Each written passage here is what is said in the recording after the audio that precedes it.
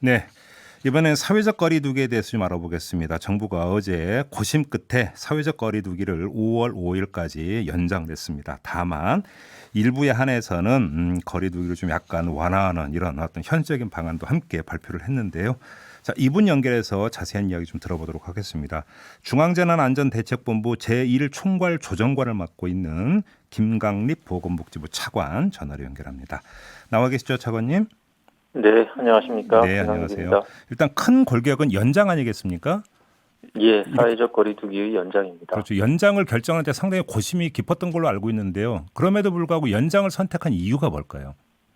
네, 국민 여러분들 그리고 의료진들의 이 적극적인 협조, 헌신으로 네. 이만한 상황까지 온 것은 정말 우리가 축하하고 음. 자부심을 가져도 될 만한 일이기는 합니다만, 네네. 그러나 외국 사례도 그렇고 그간 우리의 경험으로 봐도 한순간의 방심이 얼마나 큰 가지 말아야 되는 상황을 연출하는지에 대해서 잘 이해하고 있기 때문에 네. 현재 백신이나 치료제가 없는 이런 근본적인 방어책이 없는 상황 하에서는 불가피하게 저희가 국민들께 이 어려움을 호소하고 네. 같이 동참해 주시기를 당부드리는 이런 결정을 하게 되었습니다. 네. 근데 일각에서는 좀 국민들이 너무 지쳐가고 있는 거 아니냐. 최근 들어서 봄이 이제 봄 기운이 완연하면서 오히려 이동량이 늘어나고 있다 이런 지적도 나오고 있던데 오히려 네. 이렇기 때문에 사회적 거리두기를 더 연장하는 이게 필요성이 되는 건가요, 그러면?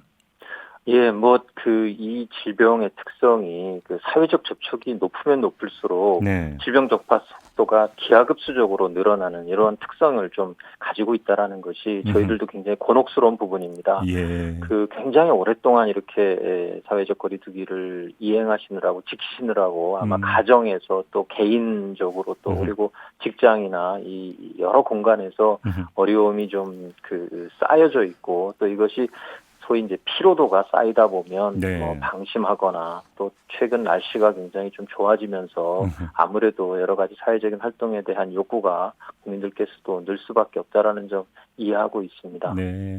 근데 왜 5월 5일까지예요? 어린이날을 염두에 두신 그, 건가요? 네, 아무래도 이게 직장에 따라서는 아마 6일 정도 네. 한 일주일 가량 이렇게 계속 연휴가 있을 수 있다라는 점도 염두에 뒀고요. 아무래도 네. 그 기간 동안 다양한 것들을 아마 염두에 두시고 계획하시는 가정이나 국민 여러분들이 많으실 거라고 생각을 합니다. 네. 그러나 이렇게 좀 사회적 활동이 많아지면 결국 빈번한 접촉이 그동안 우리가 오랫동안 해왔던 사회적 거리두기를 통한 성과를 네. 일순간에 물거품으로 만들 수 있다라는 것은 분명한 사실이기 때문에요. 예. 그래서 저희들이 이번에 사회적 거리두기를 연장은 했습니다만 최소한의 그런 여지를 좀 완화시키는 조치는 동반 결정을 하였습니다. 네. 내용을 간단하게 말씀드리면 네. 결국은 이제 얼마나 이게 이 상황이 위험하냐, 위험도에 따라서 판단을 해야 되는데요. 위험도는 두 가지로 결정이 됩니다. 하나는 이게 얼마나 밀폐된 실내 공간이냐 아니냐. 네. 그다음에 또 얼마나 많은 사람들이 한 장소에 밀접하게 모여 있느냐 아니냐. 이 두 그렇죠. 가지 요소가 이 위험도를 결정한다는 건 이제 국민들께서도 다 이해하시리라고 봅니다. 네. 두 번째는 이런 위험이지만 잘 준비된 상황이라면 그래도 그러한 활동을 제한적이나마 좀 열 수 있다. 아마 대표적으로 좋은 예가 지난 총선 때 국민들께서 보여주셨던 거라고 생각을 합니다. 예. 잘 준비해서 방역 조치가 준수가 되면 위험 수준을 아주 상당 부분 낮출 수 있다라는 거고요. 네. 그다음 세 번째는 얼마나 이게 사회적으로 필요한 절실함이 있는 그런 상황이느냐 이런 위험도와 이제 준비 상황 그리고 이런 필요도에 따라서 네. 좀 다소 완화하고 시행하는 거를 이렇게 좀 결정할 수 있겠는데요. 위험도가 낮으면서 좀 준비가 상대적으로 좀 쉬운 국립공원이나 이제 자연 휴양림과 같은 이런 부분들 실외에 분산된 이런 공공시설은 방역 조치를 전제로 해서 다시 문을 열고요. 잠깐 차관님 잠깐만요. 거기서 네. 좀 확인차 질문 드리겠는데 그럼 예를 들어서 네네. 등산을 한다든지 네네. 바닷가로 놀러 간다든지 이런 것들은 허용이 되는 겁니까? 네, 그런 부분은 하실 때 잘 생각을 해보시면 네. 내가 충분히 이제 자연 공간이기 때문에 네. 이제 사실상 밀폐되지 않은 실내 공간이라서 네. 환기가 늘 일어나는 이제 공간 아니겠습니까? 그렇죠. 그리고 옆 사람하고의 간격이나 주위 사람들의 간격을 상당 거리를 뛰어넘을 수 있는, 쉽게 말하면 침방울이 튈 수 있는 범위를 넘어서는, 저희는 이제 2m를 권고를 합니다만 네. 이 정도의 거리를 늘 유지할 수 있는 상황이라면 위험이 뭐 상당히 낮다라고 보고 있기 때문에 예. 이런 공간에서 이런 활동을 하시는 것은 예. 저희가 제한하지는 않으려고 합니다. 다만 그 경우라도 제일 문제가 되는 게, 이런 활동을 끝나고 나면 함께 하신 분들하고 이제 어울려서 다시 또 실내에 가셔서 무슨 뒤풀이를 하시거나 이런 과정을 그렇죠. 통해서 위험들을 또 높일 수 있는 부분은 네. 좀 남아 있기 때문에 국민들께서 어떠한 부분이 나를 위험하게 만들고 또 나로 인해서 주위를 위험하게 만드는지를 잘 이해하고 실천해 주시는 게 이번 조치를 취하는데 저희가 국민들께 걸었던 기대이면서 믿음이었습니다. 하나만 더 확인할게요. 이게 노파심 네. 차원에서 그러니까 거듭해서 확인 질문을 드리는 건데요. 지금 이제 마지막 네네. 고비가 5월 5일 어린이날 같은데, 네. 그래서 부모님들이 이제 아이 손잡고 나들이를 하더라도 실내는 피해서, 예를 들어서 공원이라든지 이런 데를 가는데 네. 사실 어린이날 풍경, 익숙한 풍경이 있잖아요. 많이 몰리는. 네. 이런 경우라면 예, 예. 이것도 위험하지 않을까, 이런 생각도 좀 들 수 있을 것 같은데요. 예, 충분히 이제 놀이동산 같은 경우가 그렇죠. 아마 지금 그렇죠. 예. 말씀하시는 풍경일 텐데요. 네. 이번 투표의 과정에서 아주 현장에서의 아이디어였지만 대기선에 이렇게 발바닥 스티커를 부착을 해서 네, 네. 1m 이상의 거리를 유지하게 하고 마스크를 착용을 함으로써 사실상 위험도를 그 정도면 저희들도 방역 당국의 판단으로서 상당히 이 부분은 이 정도면 위험으로부터 차단이 되어 있다라고 판단을 했는데요. 네. 그런 식의 아이디어가 비록 실외지만 결국은 밀접하게 마스크도 없이 또 이렇게 주변하고 침방울이 번질 수 있을 거리를 유지하지 못할 만큼 밀접해 있다면 실외지만 위험해질 수 있는 상황이기 때문에 이러한 방역 조치를 기본적으로 강구하고 취하는 것은 결국 정부가 다 할 수는 없는 역할입니다. 알겠습니다. 그래서 우리가 각각 좀 노력해야 되는 부분이 남아있는 우리의 공통적인 숙제라고 판단합니다. 이 지금 유흥, 종교, 체육 시설, 그다음에 학원 같은 경우는 운영 중단 대상에서 운영 자제 권고 대상으로 좀 바꾸기로 했는데요. 네. 근데 학원 같은 경우 지금 학원도 여기 일률적으로 그러니까 그럼 자제 권고 대상이 되는 겁니까? 네, 그렇습니다.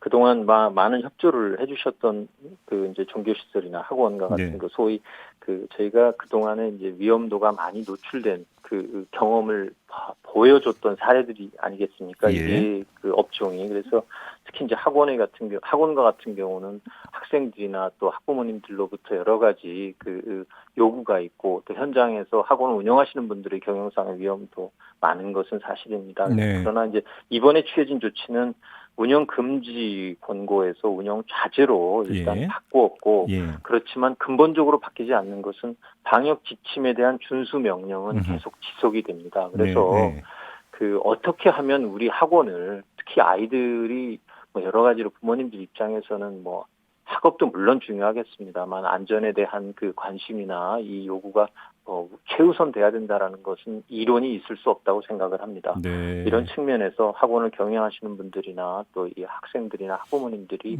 이러한 취지를 충분히 이해하시고 어떻게 하면 학원이라는 공간을 이 코로나19 이 바이러스로부터 안전하게 지킬 수 있는지 그런 지침을 정부의 가이드라인에 따라서 검토해 주시고 실행해 주시는 게 필요합니다. 그러면 이게 학교의 상관성 때문에 제가 질문을 드린 건데요. 이러면 등교 계약도 검토를 해야 되는 거 아니냐라는 얘기로 연결이 되는 거 아닌가요?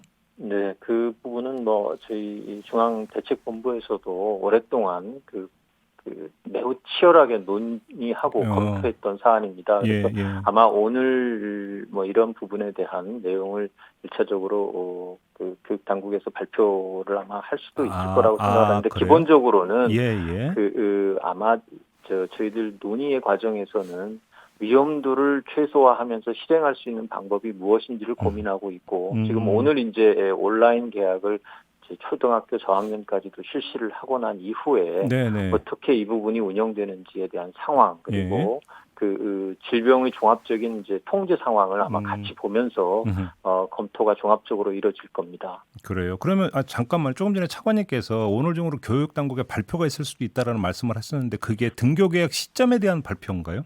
아니요, 앞으로 그 어떠한 방향성을 가지고 예. 그 고민하고 또 예. 어떻게 논의해 나가, 워낙 이제 이 부분이 초미의 국민들의 관심사시기 때문에 음흠. 아마 진행 상황에 대한 그리고 앞으로 어떻게 검토하고 논의하겠다라는 네. 그런 내용을 아마 설명드리는 그런 자리가 될 거로 생각을 하고 알겠습니다. 있습니다. 예, 네. 궁극적인 해결책은 역시 뭐 백신 치료제 개발 아니겠습니까? 그래서 예, 지금 미국에서 그렇습니다. 전해지고 있는 이야기가 렘데시비르, 이 에볼라 치료제라고 하는데 이게 상당히 효과가 있다라고 하는 이야기가 전 세계로 타전이 되는데요. 네. 국내에서도 검토를 하고 있다라는 보도를 제가 접했는데 혹시 네. 빨리 이게 좀 상용화될 가능성도 있는 겁니까? 국민들께서 굉장히 애타게 이 치료제나 백신을 기다리고 계시지만 정부로서도 정말 이 부분이 그렇죠. 가장 절실한 문제인 거는 다 그렇죠. 이해하시리라고 그렇죠. 봅니다. 네. 다만 이 부분이 그렇게 쉽지 않은 숙제입니다. 상당한 시간이 걸릴 수밖에 없는. 왜냐하면 네.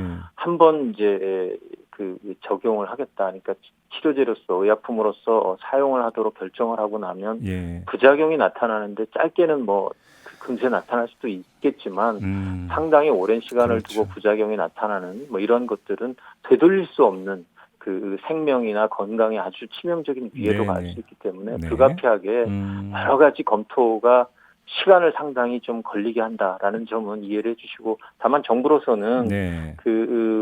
민간 전문가들과 또 기업들과 합동으로 해서 범정부 지원단을 이미 구성을 했습니다. 그래서 네. 저희가 가질 수 있는 모든 수단을 최대한 총동원을 해서 네.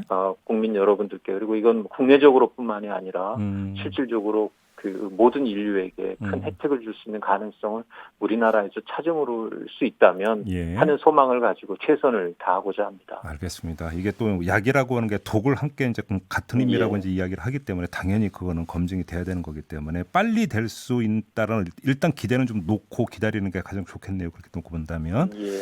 알겠습니다. 너무 조바심이 내실까봐 저희들도 염려하고는 있습니다. 알겠습니다. 지금 유튜브로 파랑나비님, 유영진님을 비롯해서 많은 애청자 여러분들이 차관님 고생이 많으시다고 이렇게 격려 문자 좀 보내주고 계십니다. 아무튼 고생 많이 하고 계신 거 저희도 잘 알고 있고요. 조금만 더 고생해 주십사라는 말씀 마지막으로 네. 드리겠습니다. 네, 감사합니다. 네, 오늘 말씀 최선을 고맙습니다. 다하겠습니다. 네. 네. 지금까지 중앙재난안전대책본부 제1총괄조정관을 맡고 있는 김강립 보건복지부 차관이었습니다. 이슈의 핵심을 꿰뚫는 예리한 시선, 믿고 듣는 진품 시사 김종배 시선 집중.